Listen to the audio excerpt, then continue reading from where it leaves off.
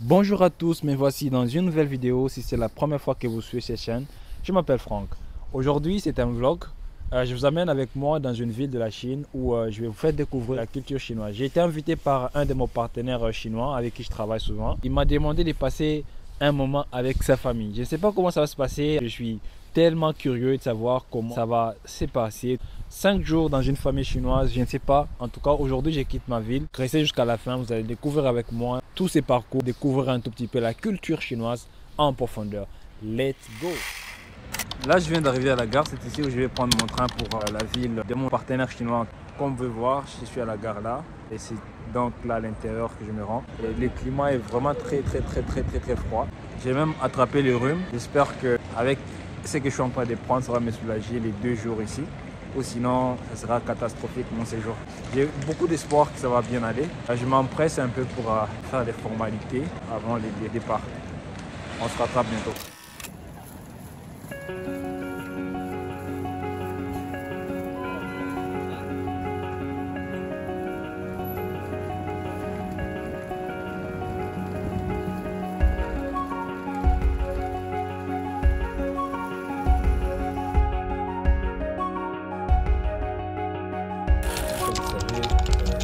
Toujours visiter mon ami et je suis toujours dans le train. C'était un des plus longs voyages que j'ai jamais effectué en train, et comme vous voyez, je commence à bien me sentir parce qu'au début, quand je faisais la vidéo lorsque je quittais Nanjing, j'étais carrément pas bien. Il y a le rhume qui me dérangeait. C'est là où je vous conseille de vraiment prendre au sérieux les gingembre. C'est un médicament puissant. Ça m'a beaucoup soulagé et je me sens mieux, franchement. À part les narines, il y a un des narines qui est encore bouché et la voix qui est un peu bizarre, mais à part ça, ça va. Mais aussi l'expérience est magnifique. J'aime tout ce que je suis en train de vivre actuellement. J'ai mon petit livre que je suis en train de lire actuellement. C'est un livre que m'a offert par une de mes amies. Elle s'appelle Emuna. Si tu regardes cette vidéo, en tout cas, tu m'as offert un des plus beaux cadeaux de ma vie. En tout cas, ça m'apprend beaucoup de choses de la vie. Là, on est quelque part où on s'est arrêté avec le train et on va repartir bientôt pour bien sûr Chongqing. Le train va arriver à 4 h du matin à Chongqing North et de là nous allons prendre la direction de Chongqing West. Je viens d'arriver, je viens de prendre un taxi. Je suis à Chongqing Nord et là je me dirige vers Chongqing West. Je viens de prendre un taxi. C'est une ville qui me rappelle beaucoup de choses. Quand je vois cette ville, il y a beaucoup de mémoire parce que je suis venu ici avec une de mes amies. En tout cas, on a passé un très bon moment ici. Et je vous ai tellement fait attendre. Ici où je vais vous révéler la ville où je pars. Actuellement, je me rends donc dans une ville qu'on appelle Jiangyi. Alors, c'est la ville où mon ami chinois m'a invité. C'est là où je vais passer 5 jours. On va voir un tout petit peu la suite, comment ça va se passer quand tu viens dans une famille chinoise. Ce qui se passe exactement. Donc, j'ai très hâte. Et je suis tellement excité à l'idée de voir ce qui va se passer en tout.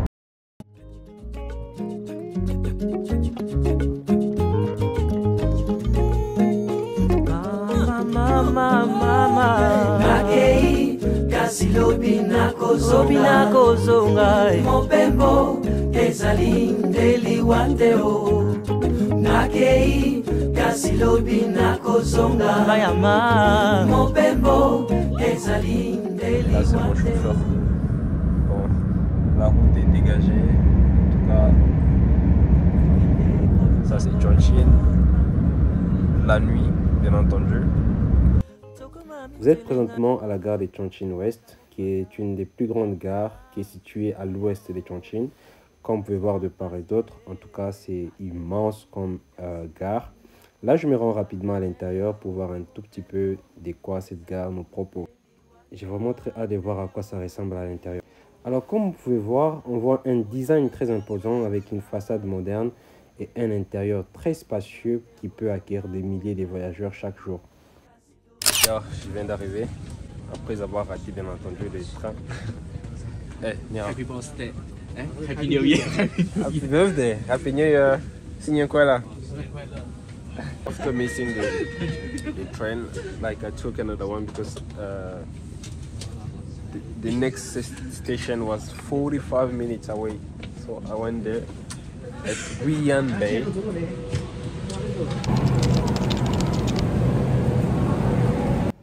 Je suis présentement à Juan-y Railway Station. En tout cas, c'est vraiment une petite gare située dans la province des Guizhou. Cette gare est un point clé du réseau ferroviaire du sud-ouest de la Chine. Pour moi, je dirais même que c'est un mélange de la modernité et de l'histoire, parce que Juan-y est célèbre pour son importance, bien entendu, dans la révolution chinoise, et cette gare facilite l'accès aux sites touristiques de la ville, donc en quelque sorte. Je n'aurai malheureusement pas l'opportunité de visiter cette ville importante, parce que mon partenaire chinois ne vit pas à Juan-y, mais plutôt à un village près d'ici. Et je vous accompagne avec moi dans cette aventure où nous allons donc vivre de près la culture chinoise et un peu explorer tout le contexte qui va avec le Spring Festival. Si vous êtes là jusqu'à la fin, je vous invite donc à pouvoir, en tout cas, vous accrocher parce que bientôt, je vais donc croiser mon partenaire. Dans peu de temps, il va m'emmener avec sa voiture à son village. I just met my friend. He's here. We're going to his home. I'm so surprised to see. Oh, is a village? Yeah, it's a village. Okay, a Chinese village. This is my very first time. The weather is fine. Not too cold, right? Oh, no cold. Yeah, the weather is fine. The weather is fine. I'm really excited to see what is waiting for me.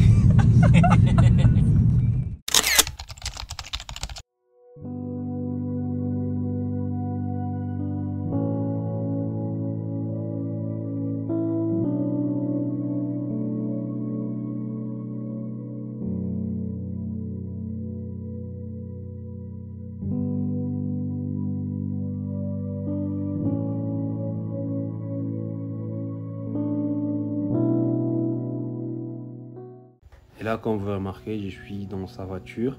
Là, nous sommes en train de discuter d'un sujet qui parle, bien entendu, de relations. Il m'a demandé si j'avais une copine et si je comptais me marier quand. Donc, c'était vraiment un tout petit peu dans ce sens-là que nous étions en train de discuter. Et voilà, il m'a parlé aussi de sa situation. Je vous mettrai juste l'anecdote qui m'a fait beaucoup rire juste à la fin. Et voilà, donc c'était très amusant. On a vraiment passé un bon moment et tout. Et du coup, il m'a demandé si je comptais rentrer quand dans mon pays. Je lui ai fait comprendre que bon, je ne savais pas encore. Peut-être l'année prochaine, j'ai planifié rentrer au pays. Donc voilà, c'était une petite discussion que j'essaie de vous résumer. Mais bon, voilà, je vous laisse un tout petit peu entendre ce qui m'a beaucoup fait rire. En tout cas, suivez. That girl is so lucky. Là, carrément, il me dit que oh non, ta copine est très chanceuse de t'avoir. Et moi qui ris bêtement là et qui dit en retour que non, moi aussi je suis très chanceux de l'avoir dans ma vie. Just now, my girlfriend go back to his hometown. Oh, Yeah. okay. But you have a beautiful lady. I saw last time. Every time my girlfriend is different.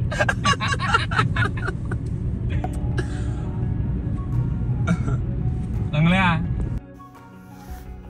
Alors comme vous remarquez, Juan-y c'est une très petite ville, très belle, moderne et très paisible, loin de tout le bruit des grandes villes. Vous allez en Guangzhou, vous remarquerez très rapidement que c'est vraiment une ville commerciale, il y a beaucoup de gens partout, ça circule.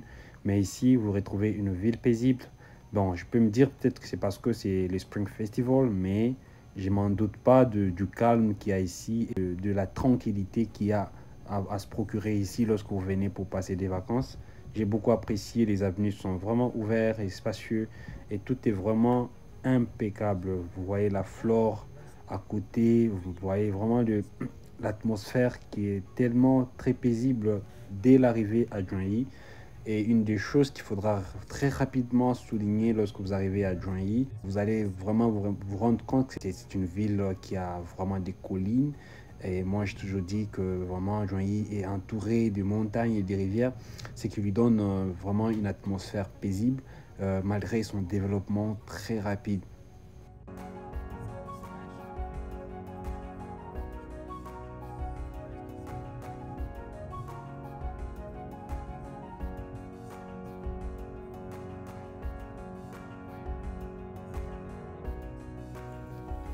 À cause d'une forte présence de collines, vous allez très vite remarquer que Junyi a vraiment une très grande particularité. Ça contient la plupart du temps des tunnels. Sur cette route, on en a vraiment traversé beaucoup parce que je trouve que s'il n'y avait pas ces tunnels, ça rendrait vraiment inaccessible la plupart des régions de cette province. Parce que la particularité ici, comme je disais, c'est vraiment des montagnes partout. Vous en voyez d'ailleurs des part et d'autres là où nous sommes.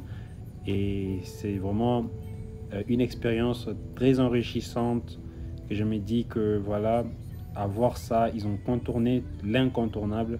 La plupart du temps, nous construisons des routes en fonction des obstacles. Mais eux, des fois, lorsqu'ils se trouvent face à un obstacle qui est incontournable, ils cassent et font des tunnels. C'est vraiment impressionnant et l'architecture est magnifique. Il y a beaucoup de ponts sur cette route et je ne pouvais pas en tout cas m'empêcher de vous en faire vivre pleinement. Alors de mon arrivée à Fenggang, qui est le village de mon ami, nous nous sommes directement rendus à la station de police la plus proche où nous avons donc procédé à l'enregistrement. Alors comme vous pouvez voir, nous sommes en train de gravir une montagne. Fenggang, qui est le village de mon partenaire chinois, est entièrement construit au-dessus, au sommet d'une montagne. Et ils ont vraiment utilisé tout le contour de la montagne pour construire des petites routes. En tout cas, c'est incroyable ce que je suis en train de vivre. Mais avant de continuer, j'aimerais rapidement revenir sur l'anecdote de l'enregistrement en Chine. Généralement, la plupart des gens qui viennent en Chine vont directement dans les hôtels. Et si vous remarquez bien, lorsque vous arrivez à l'hôtel, il y a l'enregistrement qui s'est fait. Mais lorsque vous allez dans une autre ville et que vous devez rester ailleurs que les hôtels, qui acceptent bien entendu les étrangers, vous allez donc vite remarquer qu'il faudra toujours faire l'enregistrement. Parce que en Chine, la loi exige que tous les étrangers qui ne séjournent pas dans un hôtel déclarent leur adresse dans les 24 heures après leur arrivée. C'est un processus qui est obligatoire pour des raisons de sécurité et d'immigration. L'enregistrement est simple, hein. Il faut présenter son passeport, visa et l'adresse du logement, bien entendu. En général, cela ne prend que quelques minutes, hein, et c'est totalement gratuit. That house, yellow house. Yeah. Yellow house. Beautiful. Small, beautiful house. Wow. Wow. We have finally arrived. It was a very long way, but now finally we are here.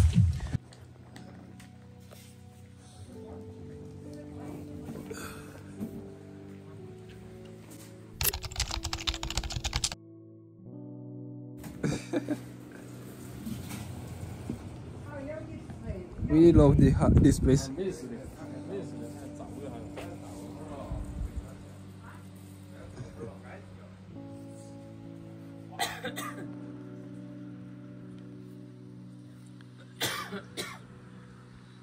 Really wonderful place, and the view here is amazing, guys.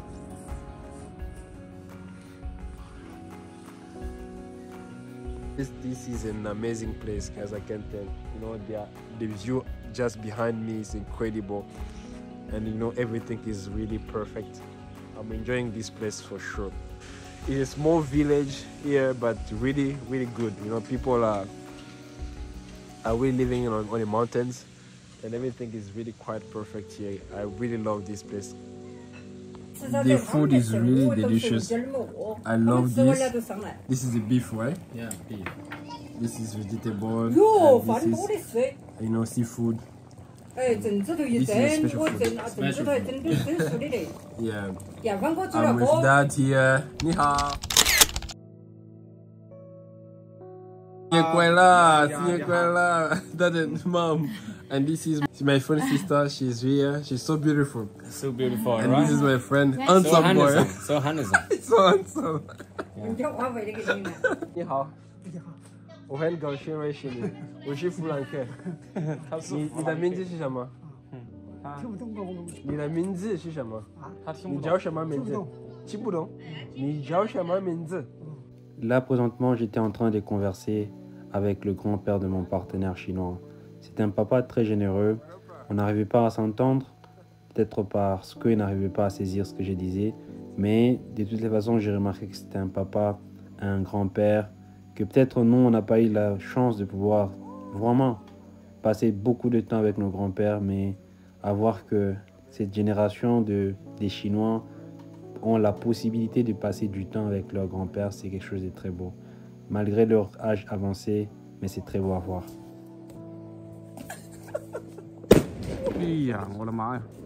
Comme vous pouvez remarquer, là, j'étais en train de jeter les feux d'artifice. Et là, par exemple, vous voyez, c'est un rituel où ils brûlent les feuilles, en quelque sorte en train de vraiment implorer aux ancêtres de pouvoir apporter plus d'argent, un truc comme ça. Donc voilà, ils font ça chaque nouvelle année. Alors, il est aussi très important de souligner que selon la légende, le monstre Nian, c'était un monstre qui faisait vraiment beaucoup de mal aux villageois. Alors, cette légende explique que le monstre Nian avait peur du bruit et de la lumière, bien entendu. Et depuis, les feux d'artifice sont utilisés pour chasser les mauvais esprits et attirer la prospérité pour la nouvelle année. Aujourd'hui, ces symboles sont vraiment utilisés, les feux d'artifice, pour une célébration et ces moments de réunification où tout le monde devait venir ensemble pour célébrer. Mais non, la tradition de brûler les papiers, comme je disais, c'est un hommage aux ancêtres. Pendant les Spring Festival, il est courant de brûler des papiers joss. En tout cas, ce sont des papiers dorés ou imitation de billets pour honorer les ancêtres. Cette tradition symbolise l'envoi d'offrandes dans l'au-delà pour assurer qu'ils aient tout ce dont ils ont besoin. Il faudra aussi souligner qu'à cause de préoccupations environnementales, certaines villes limitent l'usage de feux d'artifice et encouragent des alternatives plus écologiques comme les spectacles de drones lumineux. C'est pourquoi tout ce que je suis en train de vivre ici, c'est ma première fois, bien que j'ai été en Chine il y a 2 années et 2 ans.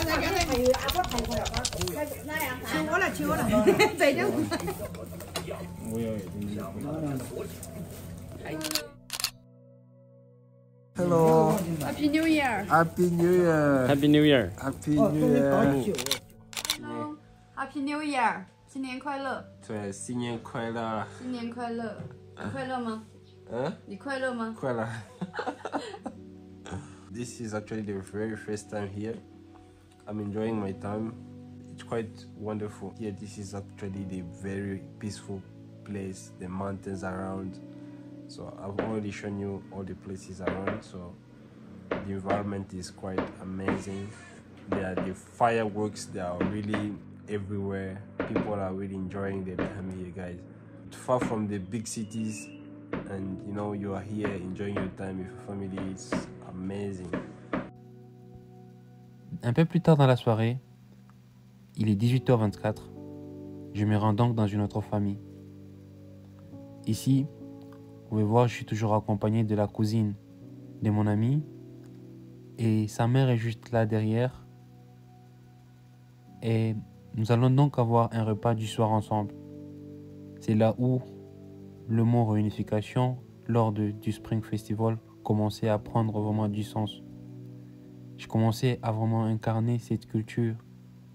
Ils vont partout où ils ont des liens de sang pour passer des moments et partager un repas. Et là, à la porte pour m'accueillir, je vois encore mes 2 amis. Si vous vous rappelez, vous avez vu ces visages quelque part. Hello. How are you? Et dans la soirée, on a assisté à ces feux d'artifice. Combien c'était très beau à voir. Je vous laisse admirer ces feux et ces jeux très incroyables.